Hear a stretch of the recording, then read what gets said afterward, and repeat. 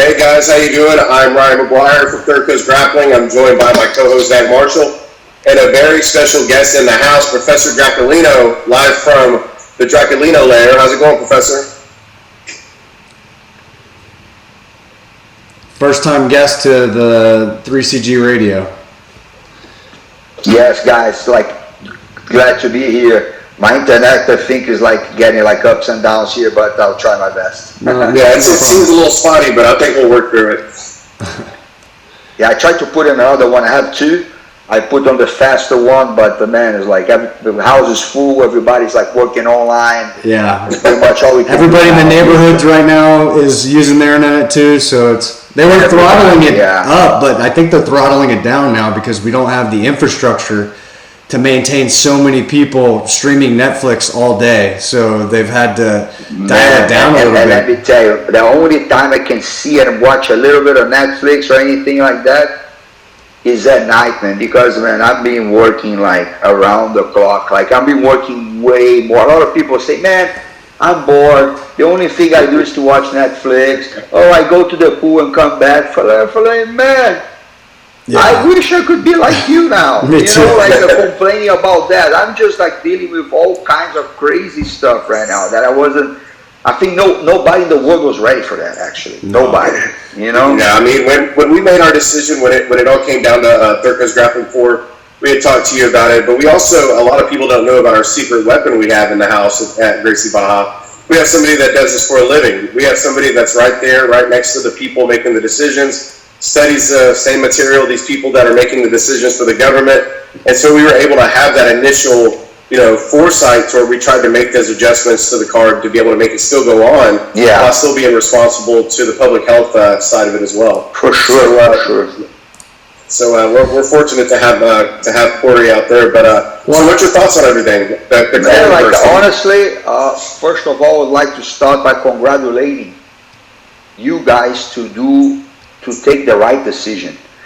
I was pretty much living with you guys all this I would say drama, but not drama. I would say the situation of being completely in doubt of what would happen, because it was something that pretty much a couple weeks ago people are actually breaking a laugh about it, saying man, the corona comparing to the beer and all that stuff, nobody was taking that serious. And now all of a sudden when the thing really show what it is, a threat, everybody kind of whoa, what is this? And then some people still, after all the studies, all the news and everything, is still talking crap about it, that come on, it's less than a regular flu kills more than that kind of talk.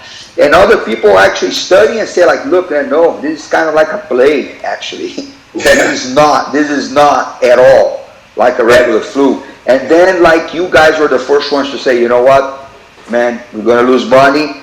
People, we're a great car that you guys are working in this car forever, and you guys had actually, I would say, excuse me my French, but the balls to do what was right, and to take all the backlash that would bring, for sure. Yeah, and I saw the backlash that you guys took. And how bad we wanted to see Lucas and J2 too. That one, I think we're all looking forward to the most. So it was heartbreaking for us. I think for me was the main event. That was the match that everybody would that was heartbreaking. Dying to watch, But no offense to the other matches, there were amazing matches, amazing competitors. All of them really good, but I think Lucas and JT were definitely the ones that everybody was waiting, And you know that I was working on that match probably since we started Third Coast. I have always talked to you about it. I want to see JT, I want to see Lucas, and then we finally get it. So for people to come out and make all these accusations about this or that, no matter what you can say about our business, no matter what you want to say about how grappling promotions are ran,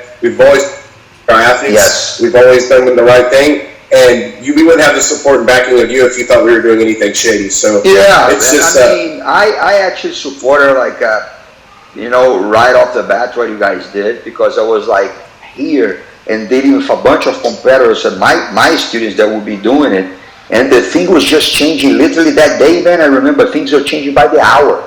It wasn't even changing by the day.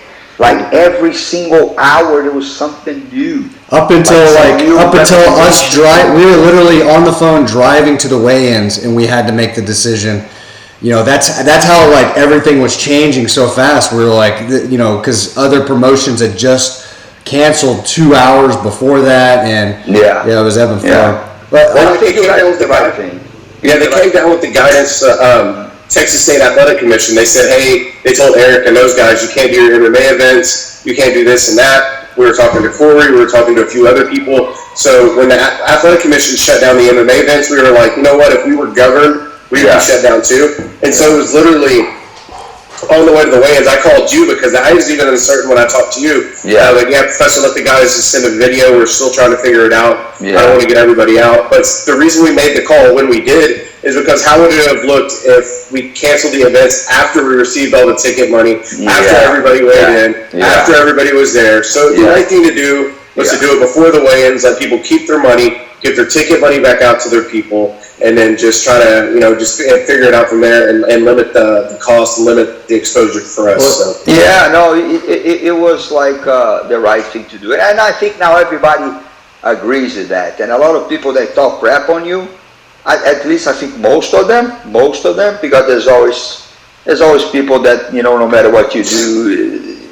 you know, can never make them happy. But I think you guys did the right thing, man. You know, actually to humanity, to be honest, because this is no joke what's going on. It's no joke at all. People have to realize that. There's still people saying, man, like I hear comments kind of like even related to Darwin, like saying like, man, this is how it is, man. The weak will die and the strong will survive. There's nothing you can do, man. Come on, man. What kind of mindset is that? What is this? You know, like in the 20th century, 21st century, people still thinking this way, thinking that, oh, whatever, man, it's not me. I'm not old. I'm not sick. So, whatever, man. Let them die, man. This is like pretty much being like the Nazis, you know, like to be the superior race kind of thing, or just, you know, the strong, only the strong survive, man. Like, those are the people that did more than anybody else our support, because you're still healthy, thank God, enough to help them, and to try to help them. And somebody fought the Nazis too. Some of them fought the Nazis. I really don't understand, like, how people, you know, like in times like these, like wars and tough times like this, he shows the best and the worst of humanity. Yeah. Well, and you see the best, you know, and even in little things, you know, even in little things that are not that important to things that are like ultimately important, which is like human lives. What's the price of a human life? How much does it cost? There's no cost. You know. You know what gets me is this with the social distancing thing. People are like, oh, it doesn't matter. I didn't have contact with him, or I didn't do this, that, and the other. The reason social distancing works is the virus isn't going to move on its own. Yeah. People move the virus. So the reason we're all staying home and we're all staying to do this is to limit the spread of it. But then people are still not taking it seriously. And that's why we're stuck in the house for another 30 days, because it's getting worse and it's getting worse. And they said these next 2 weeks, they said we could be Italy, we could be Spain, we could see that level of life, loss of life. Like, they say it will be the peak now. So they say the next week or so, I think that 10 days from now will be the peak of the whole thing. And then, like, if it goes like it's going with the other countries, it started to, thank God, go down, and then we're going to get rid of this thing, for, you know, God willing. But the fact that I totally agree with you, man. Like, honestly, with all this information, we've been having, like, you know, like amazing scientists and doctors and infectiologists and all that doing their opinions, and you know, like members of the governments all over the world and all that. So we're kind of overwhelmed with information. Right. But so far, I think the best explanation for what's going on and what to do came from a little girl. Did you guys watch a video of a little girl explaining how to deal with the coronavirus, man? You guys? I don't think I've seen it yet. No. Man, I'm seeing so many things I actually don't remember from where I saw. But the little girl said like that.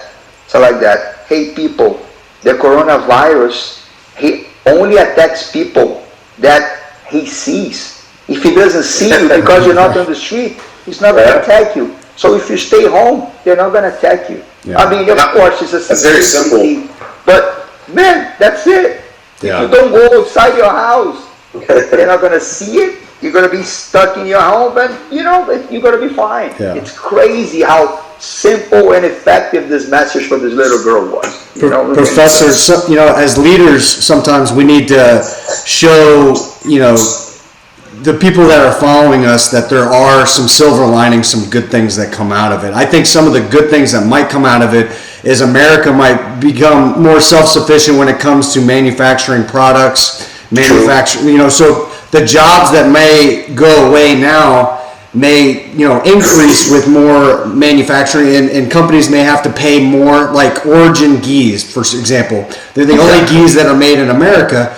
They're a higher price, but I think companies and people are going to start sacrificing to make sure that, we can have more things, that we're not dependent on other countries like China to make our medicines. And so what are, besides, I've been very impressed with how, companies have adapted they've had to quickly adapt, with the innovation that's coming out of the restaurants, with having survival packs and, just different things. And can you talk about some of the innovation that the jiu-jitsu communities had to come up with very quickly in order to support their customers? Man, definitely. Let me tell you this. I'm not a really tech-savvy guy at all, like everybody know. I barely knew how to turn it on and off a computer, man, and I don't know, I never knew how to do a spreadsheet on, what's the name of the thing? They even forget the name of the thing on Excel. Pretty much, man. I learned how to control C, control V the other day. But anyways, man, it's amazing on how technology can actually, if you use in a good way, in a good sense, can be helpful in a situation like that. Because, man, we figure out that we can keep doing interactive classes. We're not just filming and putting YouTube that you can watch whenever you want. That's cool too. I like that too. That's amazing. We have this channel. But man, now we're teaching the classes and we're looking at the person's training and doing it. And we actually can correct them. We can actually say words of encouragement. We can actually pretty much interact almost as it were in a regular class. The only difference that we're not touching each other. That's the only difference. And some people, some people aren't liking that too much. That's what the big complaint is we're doing all this video training, we're doing this, but people still want to put the hands on people. But that man, I'm like that too, brother. Look, we are grapplers. We like to put hands on people. That's how it is. But man, look, at the moment, we need to do some kinds of exercises. We need to do some physical activities for endorphin and for all that, and et cetera, et cetera. But doing something that is very close to what we do every day, we love to do, that's the best of the scenarios, man. Right. And look, there's another thing too that are people also, this kind of people say, man, I like to put hands on people. If you have somebody in your home, it doesn't need to be like a world champion level, but you have somebody in your home that is staying with you, quarantined, not sick, not feeling any symptoms, you can actually either train with this person live, teach them what will be in the academy, and also sometimes you can get this person to learn jiu-jitsu, man. It's funny that we have people starting jiu-jitsu now and liking it. Like your wife the other day, right? I was trying to get my wife to actually start training with me, and she's too rough. I can't train with her. She's too spazzy. So. My wife's due next week, so she's due next week. So it's tough to convince her to do jiu-jitsu right now. But man, look, it's funny because I saw a couple of cases. Like when you teach the kids classes, we're teaching the kids classes and looking at the kids. Actually, today Isai did a really cool class with a lot of kids. We see the kids with their parents. Their parents never trained, and they're starting to do the things, starting to do good, and actually some send us emails saying that whenever we come back, they will sign up with us. That's awesome. That's awesome, yeah. Because they get that little exposure sometimes that they would never get it if it wasn't a situation like that. Yeah. They're stuck at home. They want their kids to do something like a physical, but they don't want their kids looking at a computer and doing Netflix and playing video games every day, getting fatter, getting with less health and all that. They want their kids to do something, and then when they support the kids to do something, they end up liking it, what's going on. Yeah. So believe it or not, man, like these online classes are showing like another side of jiu-jitsu for us that is pretty cool to know, because, man, we are finally getting to people that will never get if you wasn't in a situation like that. Well, because they will put the blame, they'll put the excuse on time, they'll put the excuse that, oh, I do a lot of things with my kids, I can't do it, all that. But once they don't have, they have to be home. There's no other choice. Yeah. So once they are there and they experience a little bit of this, they go, man, this is pretty cool, actually. Yeah. Well, this could even be in the future like an add-on pack to memberships already. You know, like you have your standard membership, you can train in place. But if you're not able to be there, if you're sick, you can a lot of people train. travel, so this could be perfect kind of It's supplement perfect, for traveling. Man. It's perfect. I'm telling you, like these, like I don't know if you guys watched some of my classes already that I did for the whole Gracie Barra community. Yeah, you have another one on Friday coming up too, right? Yeah, I have one on Friday. Yes, sir. So this is the thing. We developed those drills, and man, like that class kicks your ass. Don't get me wrong. I get a lot of sweat from that class, because if you do it like pushing yourself in a high tempo, even if you're by yourself, you can do a great workout, and a workout that's related to what we do. It's not like running. Running is great, but man, running. Okay, running. I'm just gonna put some songs and run. You're not doing anything that will be like completely, like how can I say, valuable to jiu-jitsu. Yeah. And then those classes are what you can have closest to a workout that will be, get you better. Yeah. At least, if it doesn't get you better, at least it's not going to let you go down. And this one, just sit and rot. This reminds me of what Professor Brandon always says when you're injured is do what you can. And exactly. And like if you're a boxer and you break your right hand, and then you can get a really good jab. You can work your jab over and over, and this is opportunity. You can work your strength, maybe your cardio, things that you haven't been maybe hitting as much, because now your technique is going to suffer a little bit. As long as you stay doing the classes, you can maintain it, but utilize the opportunity to get stronger, faster, more flexible, and then when you come back, that gap with the technique will come back quicker because you're not out of breath, or you're not like, all your strength is gone. Exactly. What's going to be great though is when we all do come back, we're all going to be rusty. We're all going to be a little bit, cardio maybe not be there, and everybody will start on the same level, and we'll grow back together up to where we're at. I mean, it's different, Professor, like you said. Body on body contact, full live training is there's no. Yeah. I mean, there's no really substitution for that. So we'll all be able to come back, hopefully in good shape. Hopefully everybody has their injuries healed, and then we go down the road and keep training like we always have. And remember, man, again, for example, like that's just for people that for instance. Let's give an example. For example, Lucas and Andressa, Andy and Kevin, me and Igor. Man, we can train at home. Right. Yeah. There's a lot of couples that can still get good training in. Yeah, Corey, Lisa, and Ben. Corey and Ben. Lisa and Ben. Yeah. And Vin. Professor Marcelo and Coach Mariana. Molly and Mo. Mo and Molly, they can all train, man. They can all train. They can do the whole classes for technique, and they can live train. You can do it. That's the thing. If you want, you can do it. And let me tell you, sometimes I know, because all this craziness, man, myself here, I'm like losing my mind with all these things that are going on. I have 3 gyms, as you know. We're having to deal with like this adaptation for 3 gyms, and 1 in Brazil in a long distance, where I am like the responsible for the whole association in Texas. So that's 27 schools in here, and besides that, I have like also the household. I'm the head of the household. So man, like it's been crazy times right now for me. And sometimes I go like, man, you know what? I just want to sit down for a little bit and relax. But when I do some exercise, when I train, when I do the class, I did Fabiana's class today. I feel way better. I feel more motivated to work. I feel a little bit like less stressed.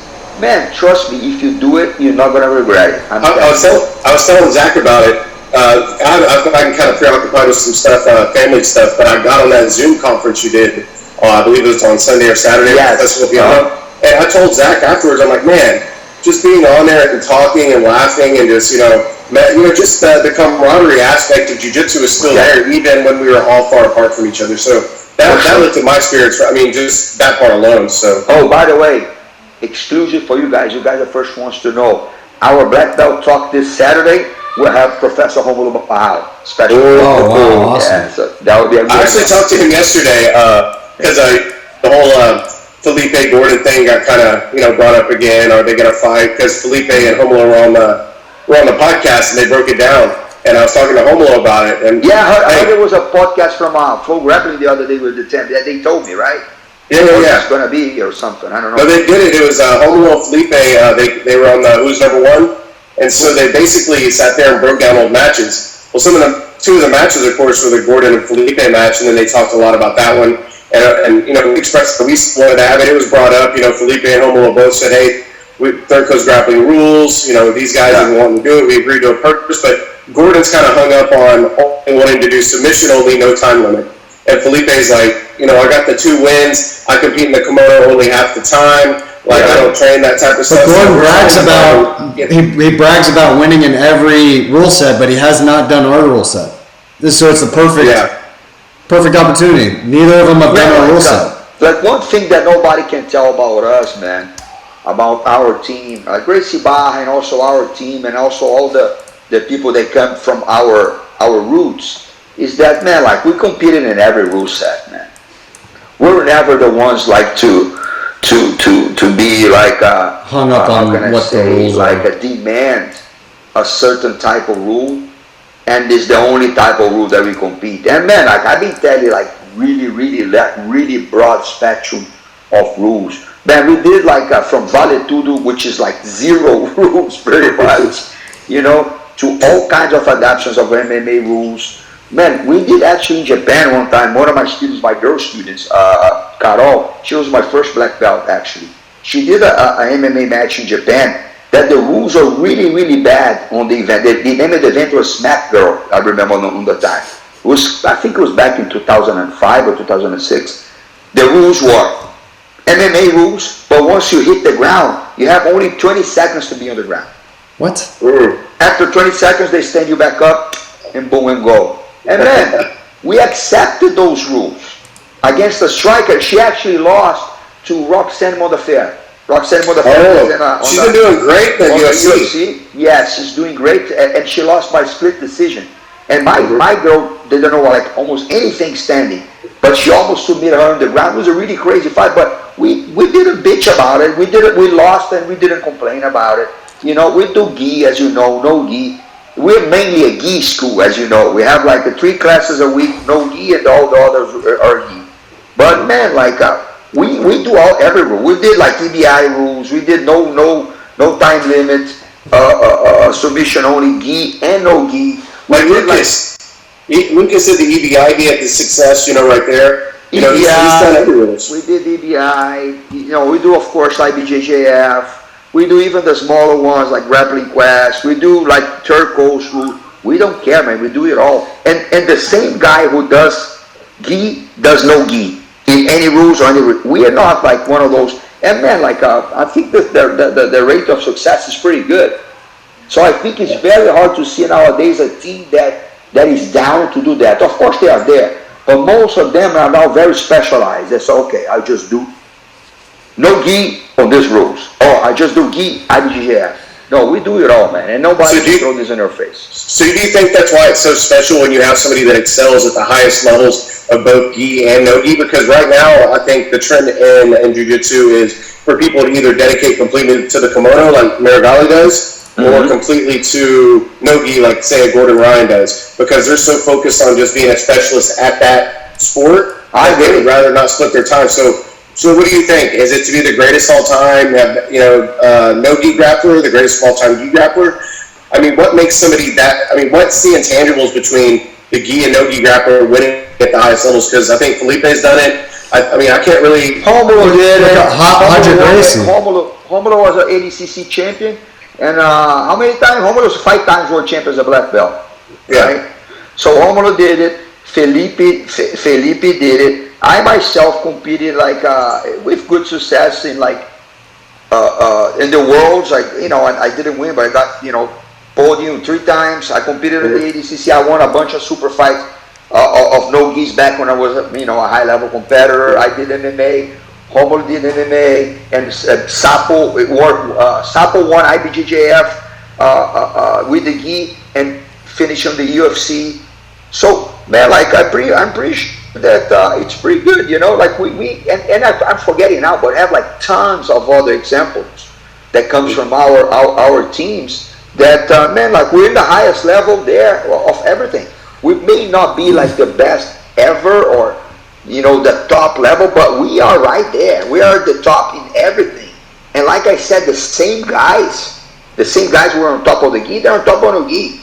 The same guys who are like won the worst gi, IBJJF, he finishes on the UFC. Like look at Robert Sanchez, for example. Robert Sanchez was a student of ours since a white belt. And he won some grappling tournaments, mostly the gi, and then he did no gi like successfully too, and all of a sudden he's in the UFC. I think it's very hard to see a team that actually produces people in the house, not getting from other people, not poaching, not getting people already tough and ready and making some adjustments and claiming that they're yours. No, we meet people at the house. We meet people at the house from the first hip escape and the first bridge escape to all the way up to the UFC, to the World Championships, to the ADCC and all that. So I think that this is like, those are facts, Ryan and Zach. So is this a Gracie Barra thing for you? Is this the way that it was instilled in you, or what is different about your methodology to be well-rounded everywhere? Like, because we still do self-defense, yes. We still do no gi, we still do gi, and you know what? I mean, we do it all. But me and Zach both have had a chance to visit a lot of non-Gracie Barra schools, just throughout business. And I tell everybody, it's just something about Gracie Barra, Texas compared to everybody else. It's just, I don't know what your special sauce is. I don't know what it is, but it's great to witness. I'm glad we're a part of it. But. Brother, this is the thing. Let me go on record. Okay, it's not only us. I'm not going to say that we are the Godfathers are the only one that do that. No, not at all. There's a lot of people out there that also get a lot of success in all facets of fighting and jiu-jitsu. It's not only us. There are a lot of gyms like that. And the gyms that are like ours, successful in pretty much all areas, are the gyms that come from a jiu-jitsu roots, from under a tree of jiu-jitsu, that learned the complete system of jiu-jitsu. Before, you had no choice.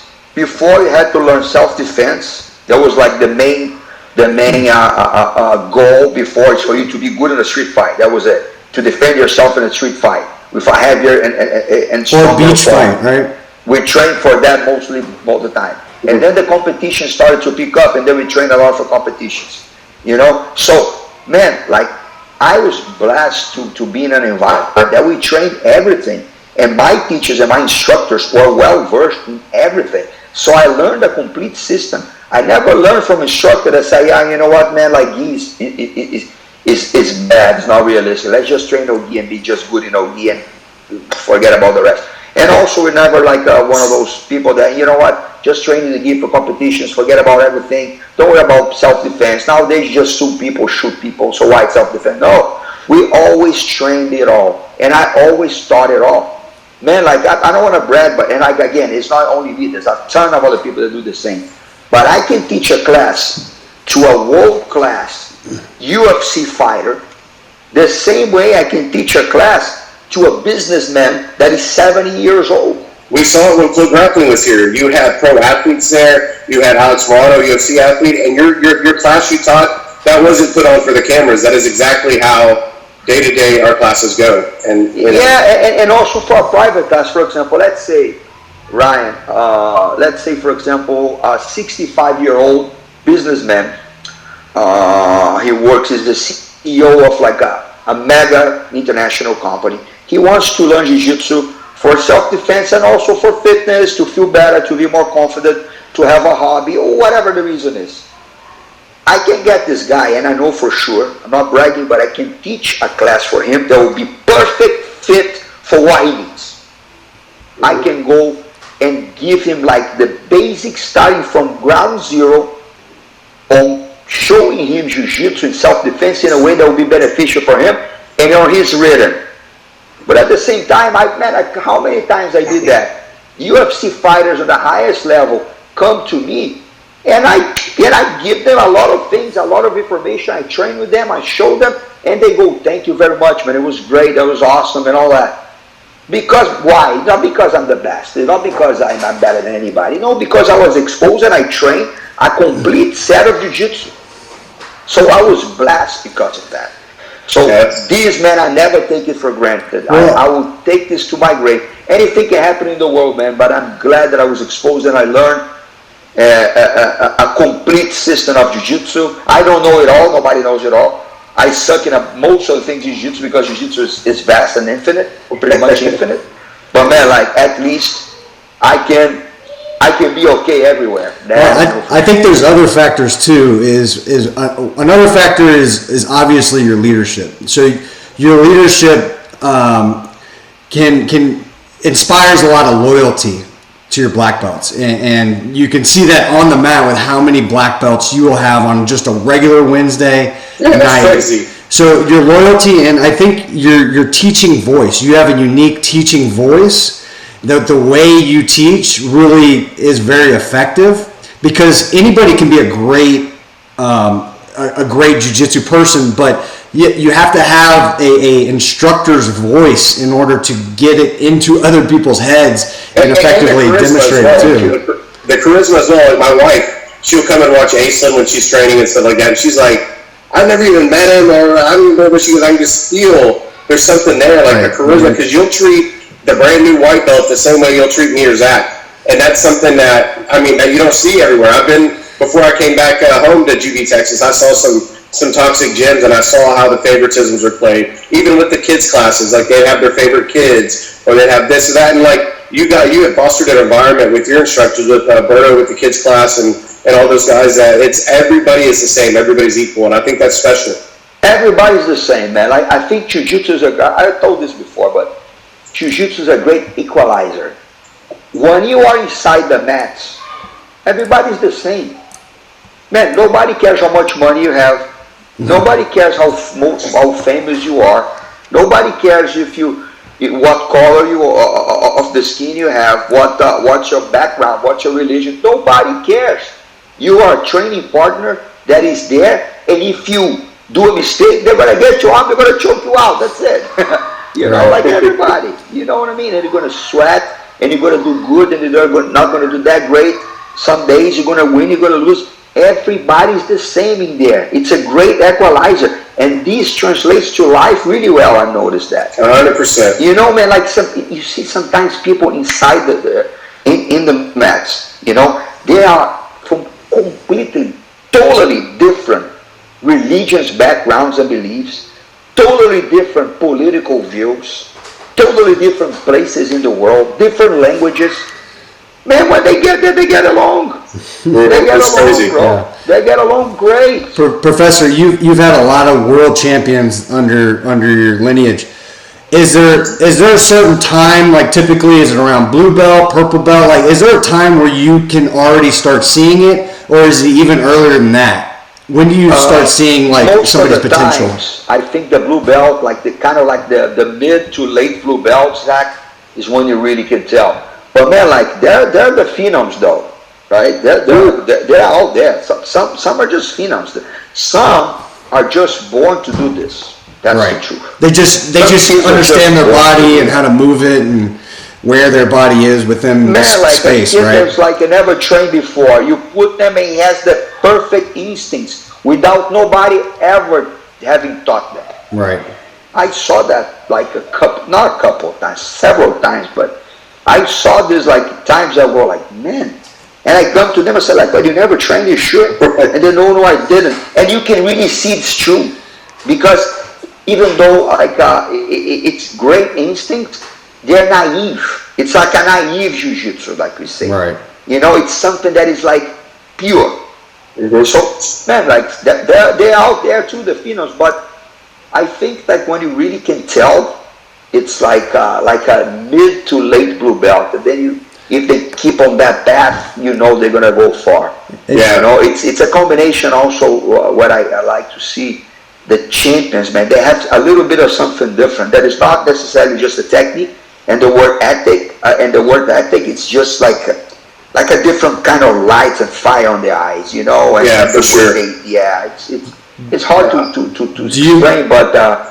I've been around a bunch of champions, so I kind of like most of the time I'm correct. I'm not, Is there anybody that was like a late bloomer that comes to mind? Like somebody maybe that didn't have the natural talent, but like with their hard work and dedication was able to become a champion? The most classical example that everybody knows, that you guys know, is Felipe. His nickname is Preguiça. Which is like sloth, right? Sloth. Lazy boy. It's sloth. But it's also in Brazil is a synonym of lazy. Lazy boy, yeah. So I actually was the one that created the nickname for him, Lazy Boy, because he used to come to train kind of like dragging himself. He was a little overweight and like a teenager, kind of pre-teenager, kind of like whatever, that kind of thing. And in Brazil it was a little different because we used to do what we call the educational bullying, which is kind of like give like a little bit of a hard time to the students that we loved, but for their own good. It's like right on the right amount of let's say like educational bullying to make them better. Right. It worked because peer pressure. I don't know if you know them, but Felipe's older brother, Tio Chico. He's like an old school student of mine. And Tio Chico, in reality, was the opposite because he used to train every day. He used to be like 2 times a day at the school, but he had like zero talent. He couldn't do like a jumping jacks. He still cannot ride a bicycle. He had the heart. He cannot. He can't swim. He's that guy. He can't play soccer. I heard he listens to this podcast, so we need to. Yeah, so I think I already told you guys about that. But man, like through perseverance, he turned into a monster. Yeah. And then he was like already inspirational to Felipe, that you can do it. Doesn't matter if you don't have talent. Doesn't matter if you like don't have like the talent, the natural talent that other people have. You can make it. You can be a champion. Chico did it, and then Felipe actually surpassed him. Yeah. In titles and everything. Both of them were never the most talented people. Never. Well, in doing a private with him, it kind of seemed like his system that he has is almost a lazy way because he does the opposite of what you would expect. Exactly. Right. So he doesn't have to work as hard because he's doing the opposite. He let one of his game professor, like I talked to him about it. I'll send him a video or something every time, like if I have it on video. But he taught me the pinna sweep, that kind of inside Deli Hiba thing, and I'll catch people. Everybody, like that has become such a big part of my game. I know, and that's like funny because I saw you doing training there. It is something that like I like to do the reverse de la Hiba, and I get that sweep. But man, like it's very, very, very funny because it's kind of like a city. It's like a child play that you fall kind of like like that, but it really works. It's great because like people don't expect it. So the open the guard, I'll go immediately to the reverse deli hiba, stretch them out, and then just immediately. It's like they're slipping on a banana. Yeah, it's exactly. Just like, that's exactly. Yeah, they don't know what happened. So, but I've learned a lot from it. So it's a great sweep. So I got a question for you. So with the explosion of jiu-jitsu in America, with all this American jiu-jitsu or this, you kind of put a stop to all that when all that was going on. But do you see that people are going away from the martial art samurai way of jiu-jitsu and way it's intended to go more towards? That people are just training jiu-jitsu and leaving the life lessons and the morals and ethics out of it. Because you see a lot of people that are just training and getting really good, but they don't have that sort of respect and admiration and, I guess, character for the sport that a lot of people that came up under you did, that have that, bow on the mats, that have to respect your master, that have, to live your life in a way that, you would make your professor proud. I mean, I think you see a lot of that type of stuff is not really... we're kind of going away from it the more it gets bigger in America. I see this with a little bit of, I get a little worried I don't lose sleep because of that. People do whatever they want. People say whatever they want. I don't care. As long as I don't go directly to me, then they're gonna have a problem. But man, but man, like honestly, about your first question, I think it's very complicated to label jiu-jitsu. Everybody, like I said, the label Brazilian Jiu-Jitsu happened in the U.S.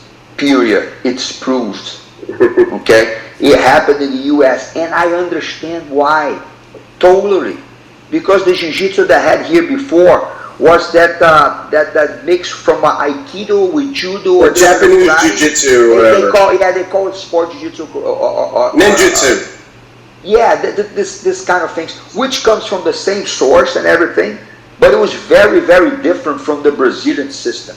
And in reality, we say Brazilian system, but the Gracies actually made like a huge, amazing adaptations to the Jiu-Jitsu that they learned from Mitsumaya or Konji Koma. But in reality, it's pretty much the same roots. Like Konji Koma was from the Kodokan. The Kodokan was pretty much the temple of Judo, like where Jigoro Kano started everything. But Jigoro Kano came from a Jiu-Jitsu origin. So Judo was already like something that was like already like a how can I say, an innovation, like making it better a little bit for what was going on before. And then the Gracies made it a little bit better too, because they put more kind of like combat related, more to the small beating the big, using technique and leverage more than like physical attributes and all that. So, but it all comes from the same source. In Brazil, we always say, what do you do? Jiu-Jitsu. We never say, we do Brazilian Jiu-Jitsu. Of course, we're in Brazil. But when we went like abroad and everything, in before, abroad, what do you do? Jiu-Jitsu. We do Jiu-Jitsu. You know, and then, okay, I get it why the Brazilian Jiu-Jitsu thing. And now some people are trying to label American Jiu-Jitsu. But why? I don't understand why. Number one, because I don't think there was any considerable and total change in our art by any American person to justify people call American Jiu-Jitsu. I really don't. It's the same way they called it Brazilian Jiu-Jitsu. It's marketing, like with Keenan and those guys over there. Exactly. They think they take the wrestling, they think they take a lot of these different things, and they thought that they combined it into their own art. And wrestling is mixed in Jiu-Jitsu since Holmes Gracie. Yeah, that was what he was famous for. Gracie. Bringing in American wrestling. On YouTube, I was so happy because right after I said that, I did that post. There was like this amazing video from this wrestler called Bob Anderson. He was like one of the best coaches in wrestling on the 70s, I think. And Bob Anderson was saying exactly what I said on the post. Exactly. He said like exactly. You guys can go to YouTube. Bob Anderson came in the 70s to Brazil to be like to help on growing wrestling in Brazil. Okay? But then the Federation of Wrestling in Brazil was all a messed up thing. And then Halls, seeing an opportunity of learn something new and make Jiu-Jitsu better, he was the one that went to the airport to pick up Bob Anderson and took Bob Anderson to his house. Bob Anderson was, I think, like a little over a month in Brazil, and Halls was learning from him, like everything he could to adapt to Jiu-Jitsu. That's amazing. Halls competed for the Brazilian team on the Pan Am Games in Venezuela. Not just Halls, but Halls, Nestor Carlinhos, Hickson. There was another guy called Sansão. Sansão was from Osvaldo Alves School. Man, so it wasn't here in America that this started. Actually, our takedowns started to change with more leg grabs and more like high crotches and all that, because the infusion of wrestling in our Jiu-Jitsu back in the 70s. And Halls was actually pretty good. Halls was really good wrestler, actually. There's some footage of him and also competing in YouTube and all that. I'm not saying that we Brazilians invented cross-training, for the record. Cross-training is around forever. The Japanese used to cross-train. Aikido, judokas used to train with jiu-jitsu guys, and boxers used to train with like wrestlers. Gene LaBelle was a grappling But then, class. like, they say, American Jiu-Jitsu is different because it's infused wrestling. No, man, wrestling is infused for a long, long time in Jiu-Jitsu. Of course, the American wrestlers as the best in the world, yeah, and some of them like made the transition to Jiu-Jitsu and helped to make even better Jiu-Jitsu. Absolutely, absolutely. I have no questions about it.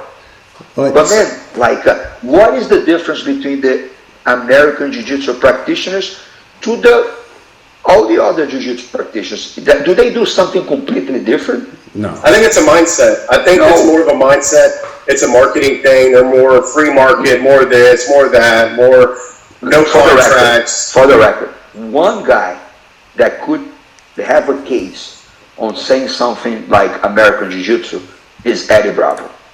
If there's one guy that can claim that, I have to be fair now. I cannot. One thing that I proud of myself, because I don't like to lie and I don't like to talk crap, you know.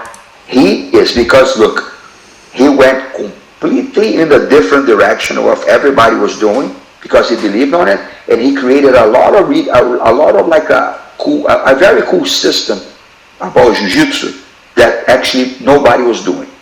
Okay, he didn't invent techniques per se. I mean, he didn't invent the omoplata, he didn't invent the omoplata, but he got those things and made it to a system with some details there that nobody saw it before.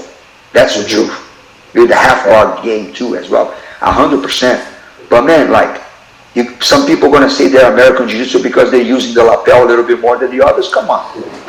But you got to look at Eddie too. Like you say, Eddie being an innovator with his jiu-jitsu, but he's also been an innovator, I believe, in the competitive jiu-jitsu circuit. I think with his EBI series, people can say what they want about it, but even before I was training jiu-jitsu, I was a UFC fan, and I would watch EBI just because it was like, hey, this is something cool, this is neat. So I think in terms of professional grappling events, it definitely I think that he was also it changed the promotion scene, I think, definitely with the EBI. Yeah, I mean, Eddie Bravo is a very charismatic and smart guy. He's very smart, you know, and he has like a vision that sometimes I don't necessarily agree with everything he says. I mean, he mellowed down a lot lately. He's like totally different than he was before. But man, like, he's extremely smart. He has a really good sense also of entertainment, you know. So yeah, again, going back to this American Jiu-Jitsu, Brazilian Jiu-Jitsu, whatever, Japanese Jiu-Jitsu, if someone in this country would make a case about being the American Jiu-Jitsu, or it's him, nobody else. Everybody else is doing exactly what we Brazilians did, and the Japanese did back in the day, and then like everything, like the evolution comes normally. People are doing exactly, they learn all the same jiu-jitsu. They learn all like this guys that claim that, you know, the American jiu-jitsu, they all train through somebody that had connections to the Gracie family, to Gracie jiu-jitsu. So man, there's nothing different going around. Okay? Yeah. There's nothing different going around. I really think that it's a marketing thing. I don't care. Actually, people can say whatever. I don't mind. I just don't want people to be actually brainwashed in excuse me my French, in bullshit. You know, man, like, don't come to try to tell me the story, because I live the story. It's your life. Seriously, I was there. I was there before the word Brazilian Jiu-Jitsu was around. Yeah. I saw the whole thing, like the Gracie's going to America. I saw the whole thing when like the judokas in Brazil were like cross-training with us, the wrestlers, everything. They're back in Brazil, especially the judokas, like high-level judokas, like the technique Ezekiel. You know the technique Ezekiel? Yeah, Ezekiel. The name of the technique is because a judoka called Ezekiel Caraguaçu was going to jiu-jitsu gyms, and he was like one of the best in the ground for the judo guys. And he submitted a lot of great names. I'm not saying the name, but I was there. I saw it with my own eyes. I was a blue belt. He submitted a lot of people with this, and people didn't know what was it. They were not ready. People would put him in his close guard, and he would just hold you. Boom. Yeah. And we have somebody like that at our school. What the heck? And people go like, what the heck, what is this? You know, and then, like, that made all of us better. Because you need to train, you start to train, and then you change the whole game because of that. You know what I'm saying? Like, evolution is going to happen. Not necessarily in one country or the other. At the end of the day, it's all jiu-jitsu. That's why I'm trying to say. Speaking of evolution, too, there's always trends of things that come out, and then people figure it out, and then it trends to something else. You have Barambola, you have leg locks, you have open guard, but the way I'm kind of seeing a lot of it is it's kind of moving towards wrestling is going to be kind of the next big trend. The guys that are wrestling up now, like you're seeing the combination, like Zach said, the meta game was like leg locks and then lapels and then Barambola and then this, and then people figure it out. But now people are going from that sitting guard position, coming up on singles, you know, like instead of, you know, they're blending the wrestling now, I think, more into their jiu-jitsu game now. Brother, let me tell you, those, like I said, they're trends, okay? Like the guard trend. Yeah. This kind of game that is, say, more wrestling oriented, sitting and going more on top, trying to be kind of like more active on exchanging of positions. Get a tape of the first Abu Dhabis and see what was going on there. Right. It's all wrestling. Just go and see. Like, I remember Ricardo Arona. Ricardo Arona beat the wrestlers in their own games. Mm-hmm. Like, great wrestlers, don't get me wrong. Why? Because it was an awkward jiu-jitsu, no-gi game that they were not ready for it. Arona was one of my favorite Pride moments, like his fights with Rampage and all that stuff. Amazing stuff. Man. So, you know, like, so this is like, but this was like when, like, 20 years ago. Yeah. 98, 99, or more than 20 years ago. But this, man, like, this is just phases. Yeah, and Ryan and I have been trying to force it a little bit more, like with our Bo versus Gordon match. What did you think about that match? It was pretty interesting, wasn't it? It was pretty interesting. Yeah, it was pretty interesting. Like you have to give Gordon Ryan credit for like improving a lot his wrestling. His takedowns are really, really good. I think more in the beginning of his career, he didn't have much takedown game and wrestling, but now he's like, man, just for him to be able to be competitive with a wrestler of the caliber of the other kid. What's the name of the other kid? I forgot. Bo Nickel. I mean, he was the incidental. I was most impressed with Bo Nickel because you could see he was figuring out jiu-jitsu just with his grappling knowledge. He was figuring out jiu-jitsu and giving kind of the right looks for certain things. Yeah. On the spot against one of the best in the world. He wasn't playing around at all. He was ready. That kid was ready. And then Gordon to take that suplex the way he did to get it to the ground. Yeah. My it God. was risky though. It was very super risky. He could have knocked him out. But so I want to ask you a question. So what does jiu-jitsu look like after this? I mean, we don't know when it's going to end. As of now, April 30th is a new extension, but I would not be surprised if it goes past that, especially if they're expecting an Apex in 2 weeks. So what does, not just jiu-jitsu training, but maybe competitive jiu-jitsu? I mean, have we lost 2020 to the coronavirus, or is there going to be a time where we're able to get back training and maybe even get back to throwing events and getting back to a little bit of normalcy before the end of the year? Man, it's a hard question to answer because, like I said, we're still in the phase that things are changing by the minute, right? So it's very hard to prepare to anything at the moment because everything is kind of in the clouds. You know, everything is nothing certain yet. But one thing that I know for sure, one thing that is certain, Ryan and Zach, that people are dying to come back and grapple and train. Yeah. They are dying to I'm one of them, yeah. You know, like people now see how they miss it, how their body miss, how their soul miss it, how important for their lives jiu-jitsu is 100%. in moments like that. So I know for a fact that these people will come back hungry and we're going to get back to normal. I know for a fact. But what I don't know is how long it will take to get to where what it was in February, for example. Mm. You know, the amount of practitioners, the amount of tournaments, the amount of students at the schools, this may take a little bit of time to come back. Okay? But man, like one thing that like I learned in my life, man, nothing like time, guys. Time heals everything. You know, like with time and when things go back to normal, the economy starts to get back to normal. People get back to their normal lives, and this is kind of like something, a nightmare from the past. And they hopefully will have like already like a vaccine or something, or at least an effective treatment to this thing. Everything eventually is going to come back to normal. I know for a fact. Well, the normal that we know, because I mean, right now what we're seeing a lot is you're seeing a lot of small businesses decimated. I mean, yeah, they're giving these loans out to people, but they're saying 70% of the people are just going to get denied just based off not knowing to basically how to run a business, not having the documentation. And I think I spoke with, I don't know if it was you or Professor Homelo about it, because about the initiative to help other gyms and stuff like that. Like some of these guys, some of these guys don't know how to run a business. Like they lost, this froze, they couldn't run their business anymore, and within 1 month they're gone. And so these businesses being affected by a government decision, I mean, something out of their control, I think is very, very, it's hard to swallow for a lot of small businesses. Me and Zach are very fortunate.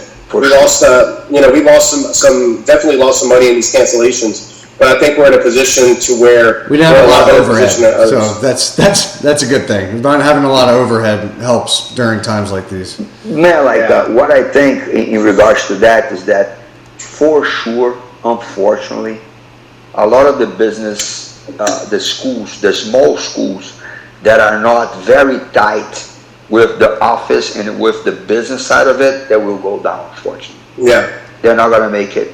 Because they don't even have the knowledge and the structure to have anything going. And man, that's the times that you have to think on how good it is to be part of a big organization in days like that. Right. Mm-hmm. Because man, like whoever is buying themselves now, they're in a tough GB spot. GB Online was at GB Texas in like the next week, within a week, right? Already setting you guys up. It was incredible. Hey guys, and I want to give a special shout out to Arion because he's been doing a lot of work behind the scenes, and he's been, ever since he came from Arizona, that guy has been such a shining light for the team. He's a great guy, and to see the innovation that you guys did, to take it from, okay, well, this is a disaster, this is what happens, and to see y'all go from nothing to such a complex system to where you're basically running every class as it always was online at the same time is unreal. And you guys deserve a lot of props and a lot of Brother, look, I'm glad that you brought it up. And Arian is actually he is a lifesaver for us in this situation because he's very smart, computer savvy. And he's a really, really hard-working kid, man. He sent me stuff like 1 a.m. Sunday, pretty much. He's like working non-stop and being proactive and getting ideas. He doesn't wait. He doesn't procrastinate. He definitely is making a difference now. I mean, the whole team is embracing. The whole team is like trying their best to do this. But I think like this time, like in regards to the technology part of that, man, Arian is kicking butt, man. He's doing great for sure. Well, I've seen two things, like, since my time with you. I've been there coming up on 4 years or 3.5 years, but your response to Hurricane Harvey and the way your staff and the team came together, and now your response to this, that should just be a direct thank to your leadership in the environment and the people that you bring around you at GB Texas, because you guys have done great things for the people after Harvey, and I know there's plenty of untold great things you're doing for people now during this time, just like everybody else is. So it's been a great thing. Sorry, I dropped that. Yeah, man. Like I don't like to be saying everything we did that is cool, that is good, that is to help people. But man, like from Harvey, for example, I'm not gonna say names, but we actually built with money 2 houses. I remember, People lost their houses, everything, and then through our sources, through our seminars, through our GoFundMe, to our message, to our hard work there, like, hey, I have to learn how to do construction work and all that. Families didn't lose their houses, and other things. But man, like in times like this, for example, now also like that we're facing. Let me tell you this, man. the last thing I would do is that my main, no, I wouldn't say that. I would say that my main concern by far now with all this is my staff, my employees, my team. I'm like busting my butt here to find ways to make sure that I don't even touch 1 cent of the very deserved hard work they make. You know, that's amazing. Man, while I can, even with my own finances, I will do it. Because I think loyalty is both ways. Yeah. You know, so I will try my very, very, very best to keep, most importantly, this guy's working, this guy's getting paid. And God willing, man, this thing's going to finish fast and we can come back to like at least close to normality, you know, but that's my main concern now. Yeah, and that's great. And, we're looking at, we've been talking to Eddie, so he may be coming on next week to come do a little something with us. So we still have plans. We don't know how the world's going to go. I mean, I still have the venue locked up end of August. You, the Eddie Bravo, I mean, if everything works out and we're somehow out of this thing by, June? I mean, we can still pull that off. What do you think? I mean, or would you say? I think it's a great idea. I think, man, like, I don't know, timeline. I think it's still like a great project. Even if you have to delay, I mean, we can delay a little bit. What's the problem? It's 4 months away, so that's my issue is, are we really going to go into Hollywood, the heart of LA, where the biggest outbreaks are, and be able to throw an event like that still? That would be a little challenging, Ryan. That would be a little challenging, I'm not going to lie to you. But man, like, I think dates are just a detail. You know, like, everything is put on a hold. You saw, like, the Olympics, for example. They're going to do the Olympics next year. Like, even, like, huge events already postponed, you know. So the most important is the idea, is the will of people to do it. Then you already have it. That's the most important thing. It's going to happen sooner or later, you know. You know what the worst part is you know me and you, we go back. I came to your gym as a white belt like 2009, 2010, got my stripe, and then went back overseas. But yeah. I've known you for a long time, and we stayed together. But when it came down time for us to make this decision with our event, I think my personality and us as a business being as loud as we were, promoting, marketing, we're the best for this, it might have rubbed people the wrong way. So with that Substar situation that happened, right? The people that, they didn't pay anybody. I'm talking 16-year-old professor didn't get $200 checks were getting canceled. They didn't even pay the kids. Like, nobody was getting paid. So our event is a week after that. And we're having to make this decision about coronavirus. So you have these people saying, oh, coronavirus is BS. You're only doing this. You're doing this. You're ripping people off.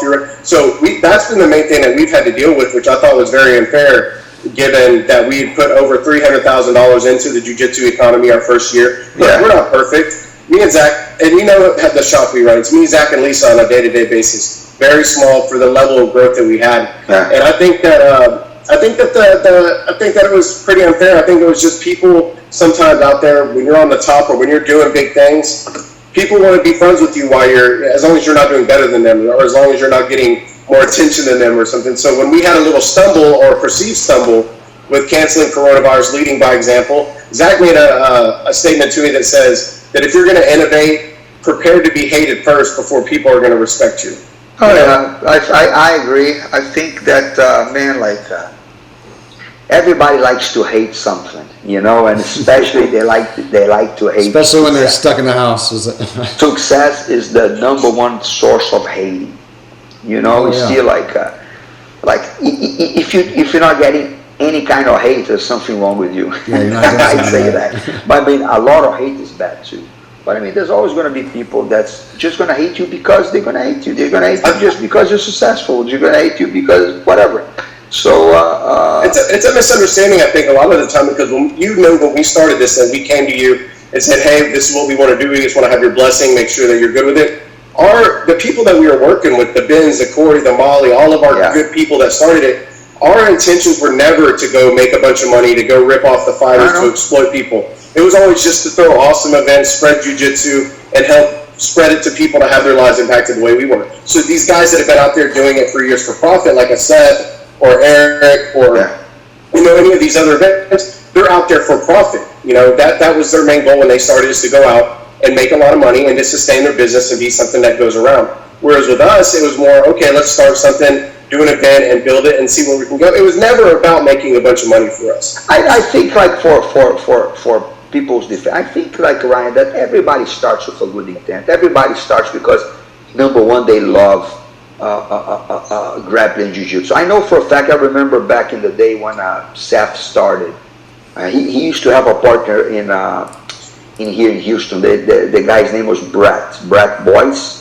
His name was Brett Boyce. They used to do it was Fight to Win also the name, like was Fight to Win or was there another name? It was those tournaments, the local tournaments, right? Yeah, local tournaments here in Houston. And man, like Seth was a really, really hard worker. He's been grinding since that time, and I think it's more than how can I say? It's more than fair and more than deserved for him to be, making money now and doing good. Of course, 100%. 100%. I think I saw. He was the one. Eric, I kind of knew, and I know him for a little less time, but Seth, I've been seeing him for a long time on the grinding of promoting events and all that. He sometimes can be a little too much, but he, man, like he's been grinding. That guy, he's a grinder. No, and with him, like we've had our ups and downs, and we've had our ups and downs being him, but he's been kind of like in a way a mentor. I wouldn't say a mentor, but somebody that I used to go to for advice on events. And I think that there was just two different methodologies. I don't doubt the guy. The guy created the model in the industry to make money doing professional grappling events. He created that industry. We didn't come in to be the next Seth or the next Eric. No, it's a different how can I say, a different start for sure, because you guys already started big, and Seth started from really small humblings all the way to the empire that he has right now. So exactly what we need to do. It's a little different way in regards to that. But man, like what I think and what I know for sure is that there's room for everybody. I agree. There is room for everybody. I think everybody has to respect each other. Everybody has to be, like I said, real, has to say to be said and all that. But I don't think it's really cool for any industry for people to be bashing each other, especially publicly. Yeah, rising tides. That's very trashy. Rising tides raise all ships. That's not cool, of course there are people in the jiu-jitsu community that I don't get along, that I don't like. But you don't see me going like publicly all the time, and I respond to provocation. That I'll do all day. But man, like, don't forget you're a fighter. I don't go to kind of like try to do this kind of things to specific people. I think that it's all like everything is new, like everything is maturing. So it's part of the process too, So hopefully everybody's going to keep doing great. I really think that the market is big enough to have like serious people. We have to be serious to make it, of course. And man, like the sky's the limit. You just have to kind of polish a little bit here and there every once. So and that's what we're learning to do. Like Zach kind of has kept me on.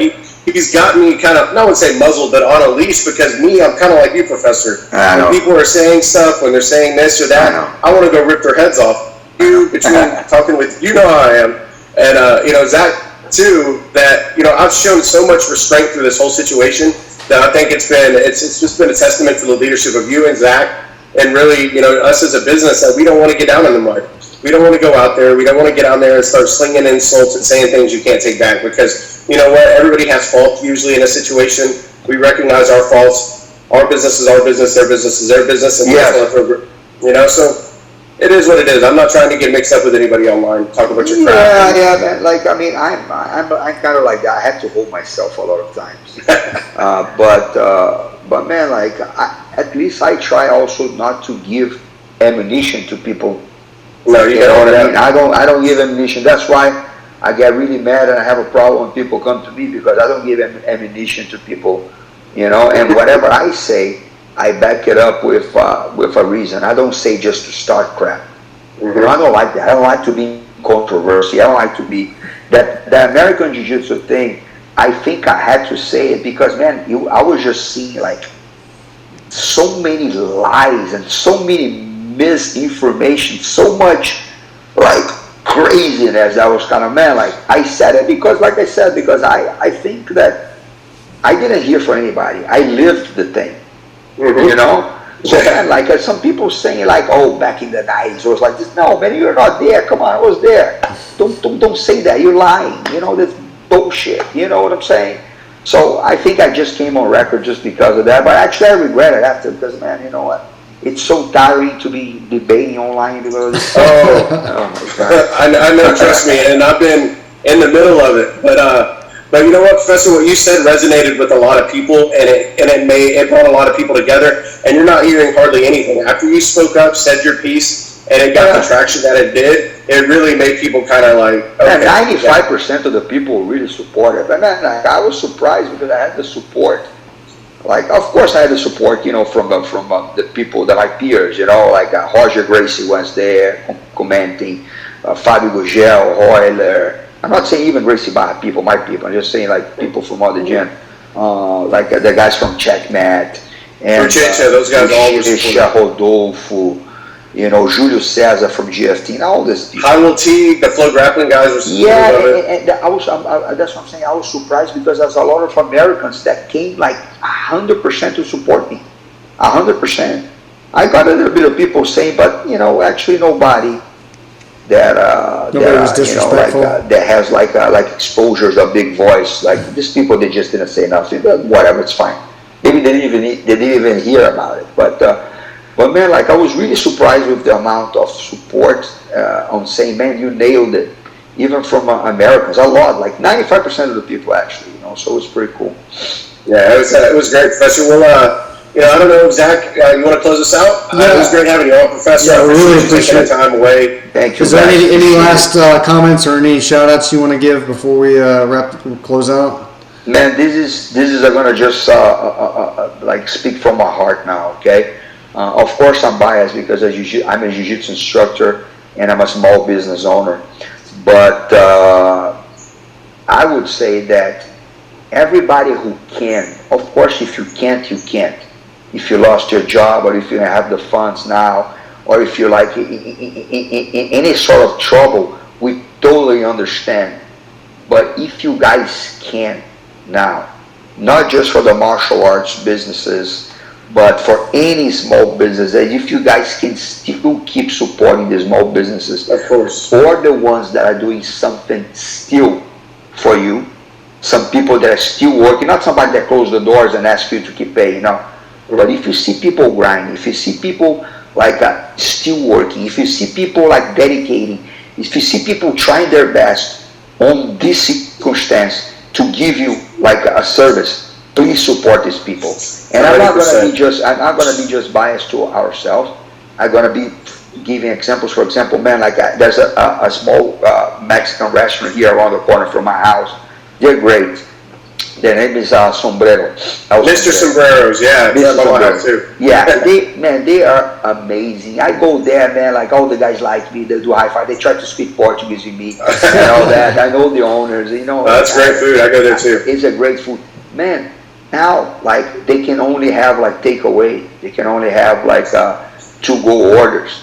Man, like, I order, like, from there. I incentive people to go. I give them shout-outs sometimes online, you know, because, man, like, they're trying. Yeah. You know what I mean? They're trying. They're grinding.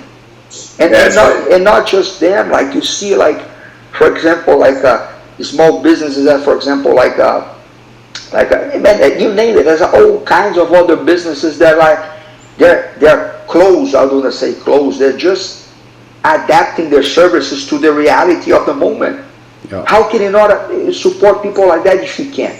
If I can, I will. Mike Tran is still slinging crawfish, right? Man, Mike Tran, look at that. He's killing it.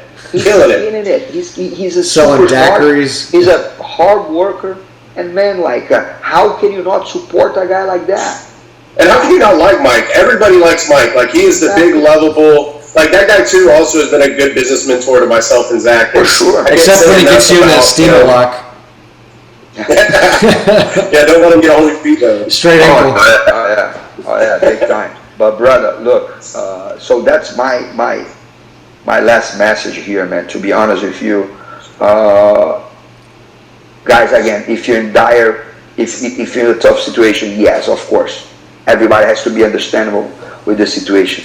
But if you can support us on the on the bad times, because when the good times come, we will remember. Yeah. Exactly, and we remember that too, Professor. Thank you for always supporting us, helping us, and being beside us. We Thank appreciate you, it. Zach. Good to see you guys, man. Glad to see you guys healthy and okay. I see you guys soon. All right. So, take care. Take Bye. care, guys. Bye-bye. Yes, sir.